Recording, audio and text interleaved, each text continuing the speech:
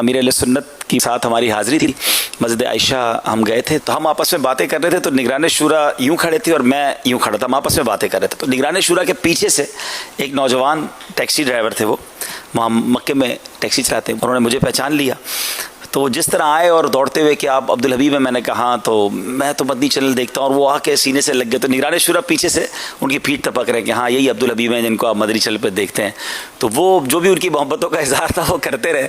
جب ان کو تھوڑی جان میں جان آئی تو میں نے کہا ذرا پیچھے مڑ کے دیکھیں، تو جب انہوں نے پیچھے مڑ کے دیکھا تو حاجی عمران تھے، تو اب انہوں نے مجھے چھوڑا اور ان سے لپٹ گئے اور حیران ہو گئے کہ آپ بھی آئے ہوئے ہیں حج پہ۔ اچھا، اب میں اور نگران شورا نے نگاہوں میں ذہن بنا لیا تھا کہ اس کو تھوڑی دیر روکنا ہے کہ اسی دوران امیر اہل سنت آ جائے، ہم نے بتانا نہیں، ان کو سرپرائز دینا ہے، تو ہم ان سے باتیں کرتے رہے اور ہماری نگاہیں بھی وضو خانے کی طرف تھی کہ ابھی امیر اہل سنت آتے ہیں، ابھی آتے ہیں۔ اب جب تھوڑی دیر بعد امیر اہل سنت آ گئے نا، تو ہم نے باتوں ان کو کہا کہ ذرا ادھر دیکھیں۔ جب انہوں نے امیر اہل سنت کو دیکھا تو ہمیں ان کو روکنا مشکل ہو گیا، جس کو کہتے ہیں نا تیر کی طرح، وہ جس طرح دوڑے، ہمیں ڈر لگا کہ کوئی نقصان نہ پہنچا دے امیر اہل سنت کو۔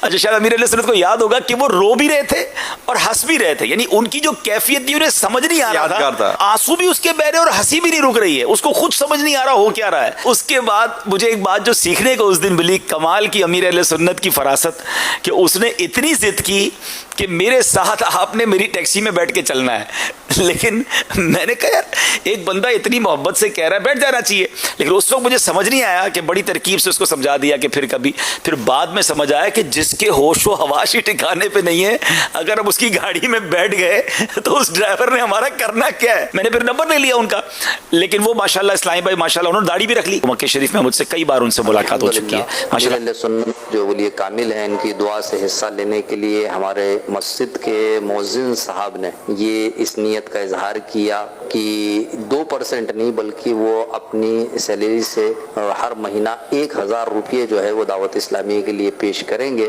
جبکہ ان کی کل تنخواہ ہی 6000 روپے ہے۔ دعا فرمائیں کہ اللہ تبارک تعالیٰ اسے قبول فرمائے اور ہم ان کے لیے اس کو ذریعہ نجات بنائے۔ یہ ہند کا ہے؟ نہیں، یہ یہیں کی ہوگی میرا خیال۔ 6000 روپے تنخواہ پاکستان کی گاؤں کی بتا رہے کہ کال ہے، صرف 6000 موذن کی تنخواہ۔ اللہ اکبر، اور اس 6000 میں سے بھی وہ 1000 دے رہے ہیں۔ اللہ اکبر، ماشاءاللہ، کیا بات ہے، عبرت ہے یار۔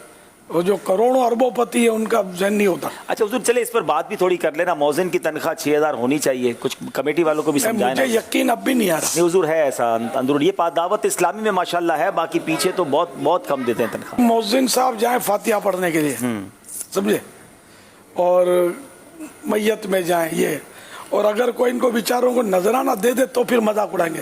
یہ مولانا مرغی کھاتے ہیں، مولانا حلوے کھاتے ہیں، پیسے کھینچتے ہیں۔ جنرل بات کرتا ہوں کہ لوگ سود کھائیں گے یہ معزز ہوتے ہیں، اور یہ مولانا اگر کہیں بیچارہ فاتحہ پڑھنے جائے اور کوئی خوشی سے نذرانہ پیش کر دے، وہ مولانا پیسے کھینچتا ہے۔ توبہ توبہ توبہ، کیسے چلائے گا گھر کو 6000 کی تنخواہ میں؟ واقعی یار یہ تو حیرت بالا حیرت۔ انڈیا میں تو سنا تھا اس طرح کا ہوتا ہے، لیکن یہاں بھی ہے۔ جی ایسا ہے، انٹیریئر میں تو بہت زیادہ ہے، تو بڑھانے چاہیے، تنخواہ ایسی دینی چاہیے جس سے وہ اپنی فیملی کے ساتھ خوش باش رہ سکے۔ امام کو اچھی تنخواہ دیں حضور، مہنگے علاقوں میں بھی، کراچی کے بھی مہنگے علاقوں میں بھی مسجدوں پر کروڑوں روپے خرچ ہو جائیں گے، امام صاحب کو 30-35 ہزار دینے کے لیے تیار نہیں ہوتا کہ 30-35 ہزار امام کو دیں۔ بھائی 30-35 ہزار سے کم میں کیسے گزارا ہوگا؟ اگر آپ دے سکتے تو دینا، کمیٹی والے چندہ کر کے دیں۔ اچھا امام ہے، خطیب ہیں، جمعہ بھی پڑھاتے ہیں، حافظ قرآن بھی اگر ہے تو جتنا اچھا دیں گے انشاءاللہ وہ اور اچھے انداز سے خدمت کرے گا۔ کیا کرے آدمی، بچوں کا کیا کرے، بچوں کی تعلیم، بچوں کا علاج، بچے بیمار بھی تو ہوتے ہیں، خود بیمار ہوتے ہیں، کھانا تو اپنی جگہ پر، لیکن بیچارے تکلیف نظر کس طرح گزارا کرتے ہیں۔ اللہ اکبر، اللہ اکبر۔ ان کے لیے یہ بھی ایک فیسلٹی آپ لوگ کر دیا کریں کہ کوئی ناشتہ ان کو کروا دے، کوئی لنچ کروا دے، کوئی رات کا کھانا کھلا دے بیچاروں کو، یہ کرنا چاہیے۔ کئی جگہ ہوتا بھی ہے صاحب، جہاں نہ ہوتا ہو مطلب یہ کہ پھر بلا ناغہ ہو، آپ کو کہیں مہمان بننا ہے، سفر کرنا ہے، تو اتنے دن کا ہوٹل کے کھانے کا اس کے پیسے جیب میں ڈال دیں اس کو، کہ آپ مطلب ٹھیک ہے ہوا کھانے گئے ہیں تو آپ کو تو وہ ہوا کے ساتھ وہاں بہت کچھ ملے گا، یہ بیچارہ خالی ہوا کھائے گا تو پیٹ نہیں بھرے گا اس کا۔ اللہ، اس لیے اس کو پیسے دیں، ان کے بچوں کو کچھ مطلب اچھی چیزیں دلا دیں، اچھے کپڑے دلا دیں۔ آپ کے بچے بچیاں عید کے دن زرق برق لباس پہنیں اور ان کے بچوں کو دیکھ کر دل جلائیں۔ اور یہ ہمارے امام ہیں، امام کمال، ہاتھ چومیں گے، سے دعائیں کروائیں گے، بچے کو دم کروائیں گے، لیکن खुशियों में इनको खास ये शरीक नहीं करते। सबको ये चाहिए कि कुछ ना कुछ अपनी मस्जिद का इमाम जो हो ना आशिक रसूल, कुछ ना कुछ उसका बांध दें। अब जुम्मे कोई आहिस्ता से हाथ में रख दें, यार 12 रुपए ही रख दें, ज़्यादा नहीं रख सकते तो 112 रख दें। जब कुछ ना कुछ अगर ये थोड़ा थोड़ा भी जुम्मे को इमाम साहब के हाथ में रखेंगे, खाली इमाम साहब के क्यों, मुअज्जिन इसकी तनख्वाह उससे भी कम होती है इमाम साहब से, इसको भी दें। फिर देखें मस्जिद में खादिम है क्या नहीं, बाज़ जगह खादिम नहीं होता, मुअज्जिन ही खादिम भी होता है, बाज़ जगह इमाम ही तीनों काम कर रहा होता है, मुअज्जिन भी वही खादिम भी वही। तो इस तरह खादिम हो तो उनको भी एक से ज़्यादा हो तो उनको भी कुछ ना कुछ दें, इनके दिलों की दुआएं दें, दुआएं लें, आपका बेड़ा पार होगा इंशाअल्लाह, अल्लाह राज़ी होगा। ये ना कि मस्जिद में ये पढ़े हैं आप लोगों की नमाज़ों का एहतमाम करते, वरना जुमा कहाँ पढ़ते, नमाजें कहाँ पढ़ते, ईद कहाँ पढ़ते, कौन पंखे चलाता आपके लिए, कौन बत्ती जलाता, कौन मस्जिद का बिल्लियों से कुत्तों से वो हिफाजत करता। तो ये आपको मतलब कि बहुत बेहतरीन खादिम है आपके, इनकी खिदमत करें। ये बेचारे आपसे मांगते भी नहीं है, बगैर मांगे दें इनको। और तनख्वाह भी जिन कमेटियों के बस में हो तो आपस में मशवरा करके तनख्वाह पर भी नजर सानी करें। इतनी सी तनख्वाह से आप अपनी तनख्वाह पर गौर करेंगे, आपकी तनख्वाह क्या है, आपकी आमदनी कितनी है।